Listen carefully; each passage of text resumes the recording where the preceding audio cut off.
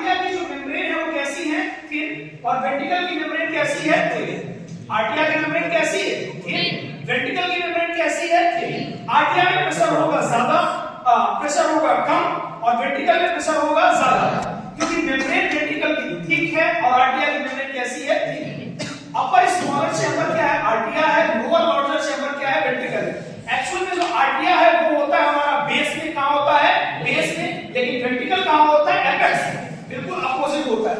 आर्टिया हमारा बेस में है और एपेक्स कहां पे है, वेंट्रिकल कहां पे है, बेस में। इतनी बात है क्लियर है। हमने बताया आर्टिया के बीच में, दोनों आर्टिया के बीच में जो सेप्टा पाए जाते थे वो कहलाते थे इंटर आर्टियल सेप्टम। क्या कहलाते थे, इंटर आर्टियल सेप्टम। वेंट्रिकल के बीच में जो सेप्टा पाए जाते थे इंटर वेंट्रिकुलर सेप्टम। आर्टिया और वेंट्रिकल दोनों के बीच में जो सेप्टा पाए जाते थे वो कहलाते थे राइट इंटर आर्टियल सेप्टम और लेफ्ट इंटर आर्टियल वेंट्रिकुलर सेप्टम। इतनी बातें क्लियर है। हमने बताया कि हार्ट में जो है टोटल हमारी वॉल कितनी होती है, 3। कितनी वॉल होती है, 3। तीनों वॉल में सबसे बाहर जो हार्ट की चार वॉल पाई जाती है वो कहलाती थी पेरिकार्डियम। क्या कहलाती थी, पेरिकार्डियम। बीच वाली क्या कहलाती थी, मायोकार्डियम। अंदर वाली क्या कहलाती थी, इंडोकार्डियम। बाहर वाली क्या कहलाती थी, पेरिकार्डियम, और बीच वाली क्या कहलाती थी, और सबसे लास्ट वाली क्या कहलाती थी, इंडोकार्डियम। क्या कहलाती थी, इंडोकार्डियम।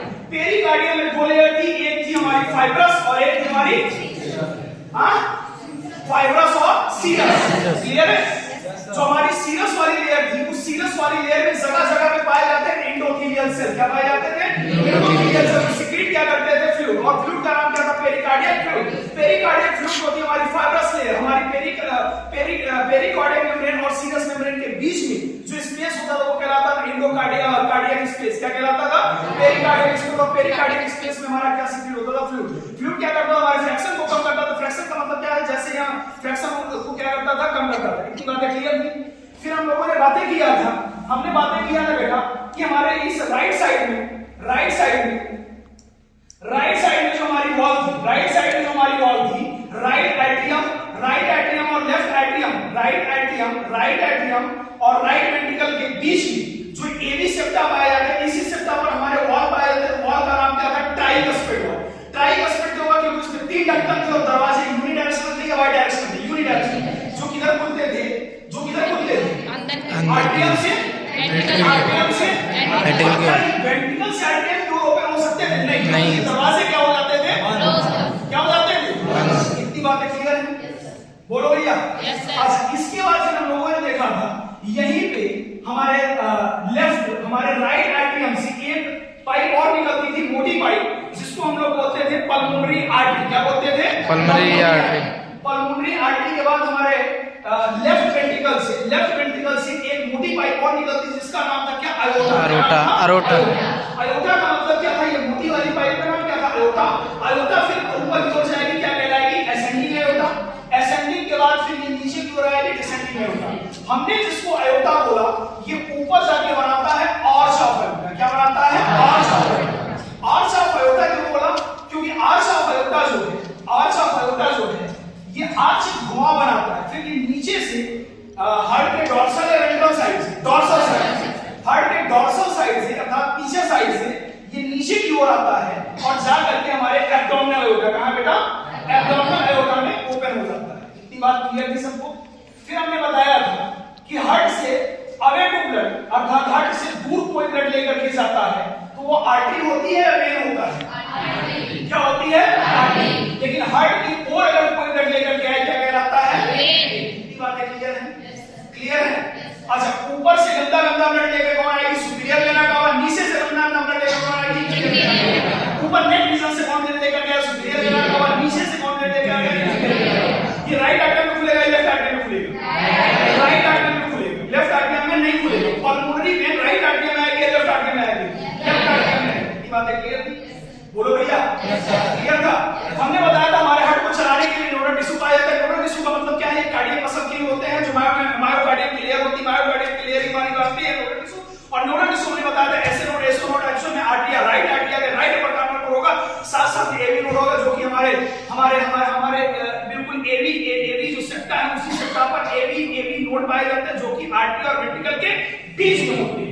इसके साथ साथ हमने बताया था फिर जो है बंडल ऑफ फिश होता है। बंडल ऑफ फिश मतलब एवी बंडल होता है। एवी बंडल कहां होता है, आर्टरी और वेंट्रिकल के बीच में एवी बंडल था। एवी बंडल फिर आगे जाके डिवाइड हो जाता था, एक बनाता था राइट बंडल ऑफ फिश और एक बनाता था लेफ्ट बंडल ऑफ बाद उससे कई सारे धागे निकलते जो कहलाते थे प्रोटीन से फाइबर। इतनी बातें क्लियर है। हमने हार्ट को बताया था, हार्ट का मतलब हार्ट जिस समय हमारा हार्ट क्या होगा, सिकुड़े, वो कंडीशन कहलाती है सिस्टोल। क्या कहलाती है? सिस्टोल। और जिस समय हमारा हार्ट फैलेगा वो कंडीशन कहलाती है। और इसी सिस्टोल और डायस्टोल के टाइम में एक साउंड प्रोड्यूस होती है। हमने बताया साउंड जो होती है 4 टाइप होती है S1, S2, S3 और S4।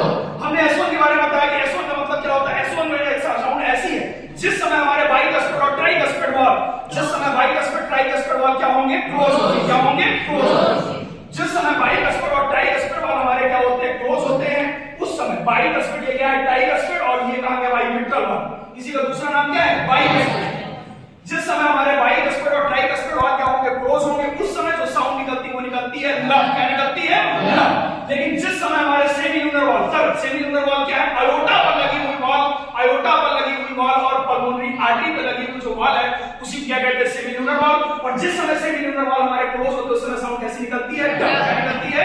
ड। लेकिन हमारे rapid rapid rapid rapid rapid क्या फीलिंग, रैपिड फीलिंग के दौरान, मतलब रैपिड फीलिंग क्या है सर, आर्टिया से ब्लड कहां आएगा, वेंट्रिकल में। आर्टिया से वेंट्रिकल में जब ब्लड आता है वो कंडीशन कहलाती है रैपिड फीलिंग। 70% ब्लड जो हमारा उस समय जो है रैपिड फीलिंग के दौरान वापस से आता है और उस समय वेंट्रिकल की दीवारों पर टकराता है, वेंट्रिकल के मायोकार्डियम की दीवार पर टकराता है और मायोकार्डियम से जो साउंड निकलती है वो कहलाती है टी। क्या कहलाती है? टी। साथ साथ में अगर हम S4 साउंड की बात करें, S4 साउंड तब निकलती है जब हमारे रिमेनिंग ब्लड हमारे आर्टरिया में रह जाते हैं, जो ब्लड आर्टरिया से वेंट्रिकल में नहीं आता है, और वेंट्रिकल से अगर ब्लड आर्टरिया में, आर्टरिया से ब्लड वेंट्रिकल में नहीं है, बाकी ब्लड रिमेनिंग रह गया है, तो रिमेनिंग ब्लड को आर्टरिया क्या करेगा, सिस्टोल। क्या करेगा? सिस्टोल। और आर्टरिया जैसे सिस्टोल करेगा, आर्टरिया सिस्टोल के साउंड जो आर्टरिया में साउंड निकलती है वो कहलाती है हमारी S4 साउंड। और इसीलिए हम लोग उसके हैं आर्टरियल गैलोप। क्या कहते हैं? आर्टरियल गैलोप। आर्टरियल गैलोप किसको हम लोग क्या करते हैं, वेंट्रिकल गैलोप। इतनी बातें क्लियर थी? क्लियर है?